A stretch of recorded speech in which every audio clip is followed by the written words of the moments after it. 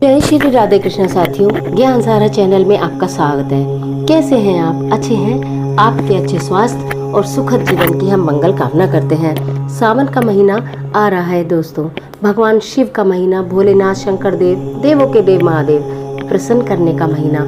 प्रत्येक भक्त के मन में ये इच्छा होती है कि हम ऐसा क्या करें सावन में कि भगवान शिव हमसे प्रसन्न हो जाए और हमारी सारी मनोकामना पूर्ण हो जाए। श्रद्धा व भक्ति से यदि आप कुछ भी कार्य करते हैं सावन के पवित्र महीने में, मन में स्वच्छता रखते हुए भगवान शिव के लिए आप जो भी अर्पित करेंगे, भगवान शिव उससे अवश्य ही प्रसन्न होंगे। आज की इस वीडियो में कुछ ऐसी चीज़ों की जानकारी लेकर आए हैं जिन्हें चढ़ा देने से भगवान शंकर शीघ्र ही प्रसन्न हो जाते हैं और अपने भक्तों की सारी मनोकामना पूर्ण करते हैं।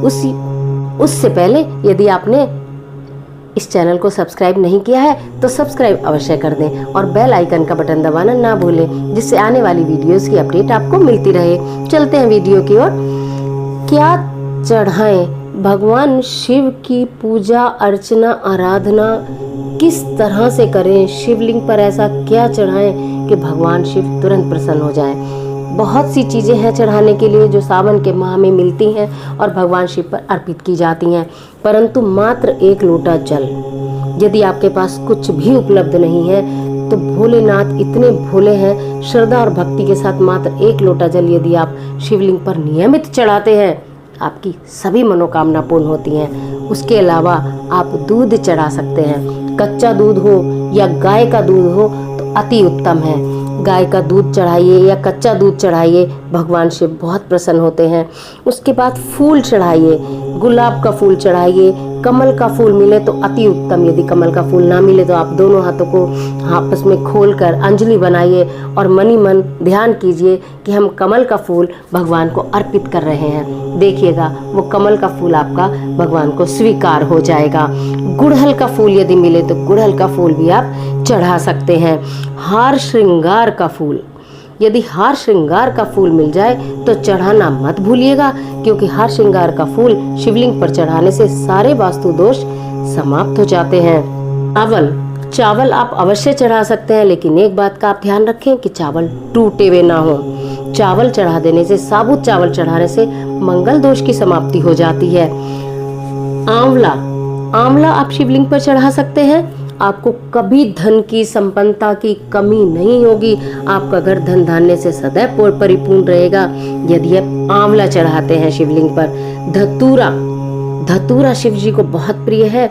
यदि आप धतूरा चढ़ाते हैं, संतान संबंधी सभी परेशानियां दूर हो जाएंगी। निसंतान को संतान प्राप्त होती है और यदि संतान संबंधी कोई भी परेशानी आ रही है तो वो भी दूर हो जाती है।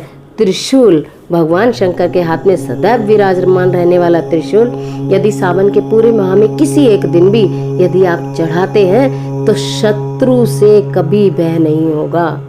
शत्रु बाधा से आप सदैव के लिए मुक्त हो जाते हैं। कलावा यानी मोली भी जिसे कहते हैं, आप वो चढ़ाते हैं तो आपको खुशियां मिलती हैं। यदि आप गन्ने के रस से भगवान शिव का अभिषेक करते हैं, सब रोग और दोष दूर हो जाते हैं। बेलपत्र यदि आप चढ़ाते हैं तो वो बहुत ही शुभकारी है। बेलपत्र को सदैव उल्टा करके ही चढ़ाइएगा, यानी चिकना वाला जो पोर्शन होता है वो नीचे रख के तब आप उसको चढ़ाइएगा। जनेऊ भगवान शिव को अर्पित करें, सौभाग्य का परिचायक है।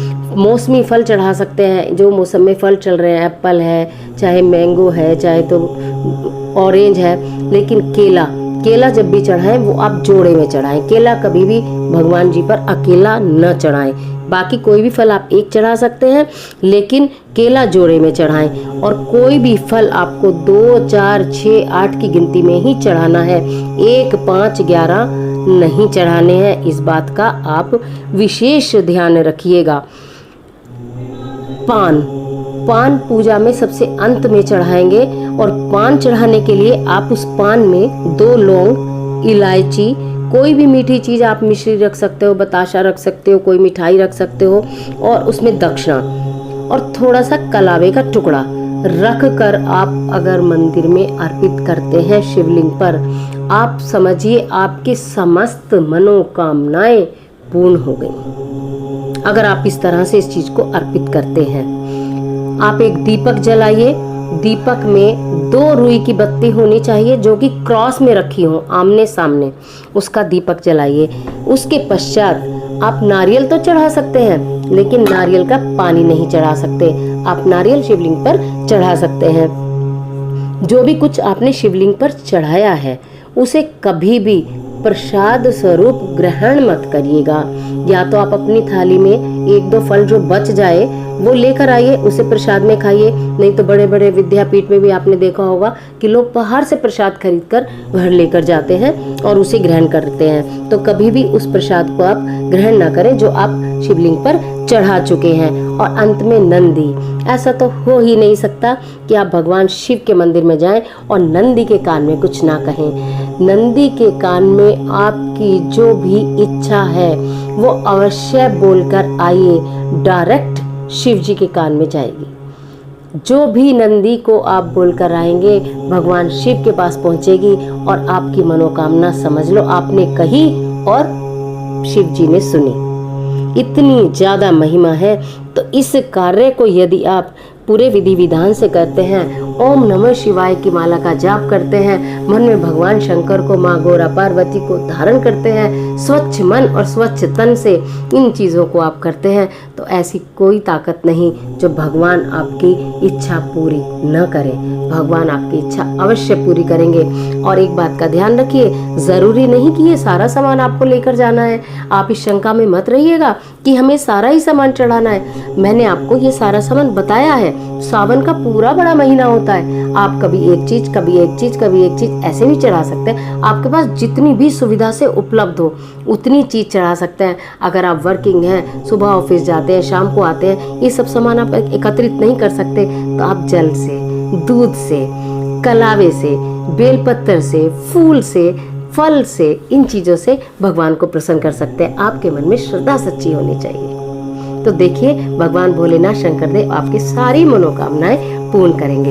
यदि आपको ये वीडियो अच्छी लगी हो तो ज़रूर लाइक कीजिएगा और सब्सक्राइब तो आप करेंगे ही चैनल को, और कमेंट बॉक्स में हर हर महादेव लिखना मत भूलिएगा। ईश्वर आपकी मदद करें।